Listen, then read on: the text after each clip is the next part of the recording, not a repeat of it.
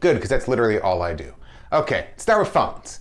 So developers got their hands on Apple's iOS 14 beta shortly after it was announced last week. And buried under all the flashy stuff Apple talked about was a very important feature. A little teeny banner pops up when an app copies your clipboard. And guess what? TikTok and a bunch of other apps are accessing your clipboard without you knowing it.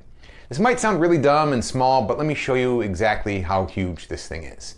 Jeremy Burge posted a video where he simply types an Instagram comment and TikTok copies that data every 1 to 3 keystrokes. Why would they need to know in real time what you're typing in a completely different app? So let's move on to photos. Ryan Jones posted a video where he copies an image in iMessage, and guess what? AccuWeather, Wall Street Journal, and every single app he opens afterward paste his photo. Why does Fox News need access to images on your clipboard? Well, they don't need it, but iOS allows them to have access, so why wouldn't they exploit it? Ars Technica compiled a list of all the major apps that scrape your keyboard for no apparent reason, and yeah, they do. It does make sense for like certain things to have access, like let's say you look up a restaurant in your browser and you want to paste it into Google Maps for directions. That makes sense. You're the one who copies it, you're the one who pastes it, and you initiated the transfer of data from one app to another. But the fact that all these apps are automatically snooping on your clipboard with no user interaction, that's where it gets like sketchy.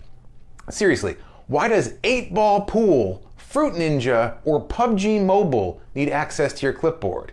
And to take this up a notch, if an app can paste your clipboard data, they can send that data to their servers, which is really creepy.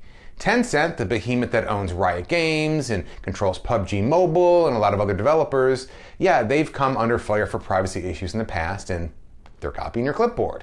TikTok has been flagged by several US agencies and is banned from being installed on government employees' devices.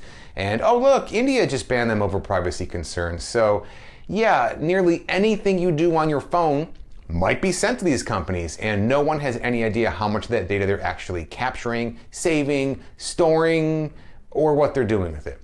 It gets even worse when you consider a feature on Apple products called Universal Clipboard. So this is a cool feature that allows you to copy something on one device and paste it on another. So you can copy an address of something you're reading on your iMac and paste it to your iPhone, and then boom, you now have that article on the go. Same is true for photos. You go, oh, take this picture, copy, paste it into Photoshop, neat. Until you realize that anything you copy on your desktop or laptop is transferred to your phone behind the scenes via Universal Clipboard and can be accessed by any app you open on your phone. So here's a nightmare scenario. You copy your password on your computer to, I don't know, pull it out of something and paste it somewhere, and now it's on your phone and every app you open. Let's say, you're talking to your boo, you take a nice nude for them, and you copy it, and it gets transferred to your phone and sent to, Tencent or TikTok. So, yeah, considering that these apps might already have a profile on you, or know your email address, or GPS coordinates, or IP address, or, any of that stuff, or, maybe they're linked in Facebook, so they have all that data.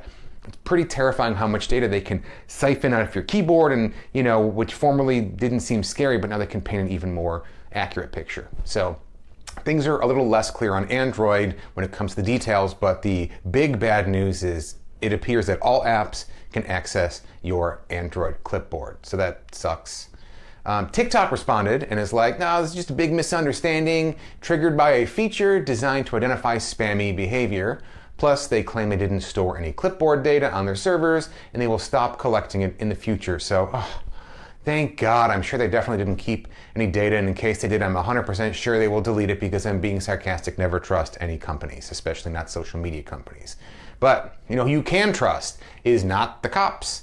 I touched on this story at the end of last week's Tech News Day when the police arrested the wrong man based on facial recognition. And this isn't an isolated incident. The Detroit police chief claims facial recognition software misidentifies 96% of the time. So flip the math, it's only correct 4% of the time. I feel like that's how often you win on a scratch-off lotto ticket. So it sucks. In this particular case, when the wrong guy was arrested, his name was Robert Williams, and police suspected him of stealing $3,800 in watches. Why do they think it was him? Well, they used facial recognition software to match security camera footage to the Michigan driver's license photo database. The problem? According to the ACLU, face recognition technology can't tell black people apart, and that Robert Williams' only thing in common with the suspect caught by the watch's shop surveillance feed is that they are both large framed black men. And this isn't an isolated incident. In late 2019, a study showed that facial recognition is significantly less accurate with non-white faces. And this is nothing new when Google launched its Google Photos app that uses advanced analysis to identify what's in photos, and it'll tell you whether that's a sandwich or a forest or whatever. It accidentally tagged 2 black people as gorillas. But don't worry, Google fixed the issue by removing gorillas from its list of photo tags, so they fixed it. They didn't fix it at all. It's all there. They just took one word out of that. So yeah. So facial recognition, it's problematic.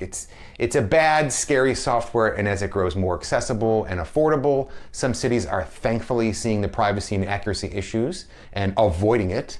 San Francisco banned facial recognition in May of 2019, and Boston recently did as well, so good for them. Thankfully, Congress has introduced a bill to ban it on the federal level, but they just introduced it. It has a way to go before it becomes a reality. So the crazy thing here, there's an extremely cheap and easy way of thwarting facial recognition software. But also, and here's the crazy part, you can also help stop the spread of coronavirus at the same time. Wear a mask.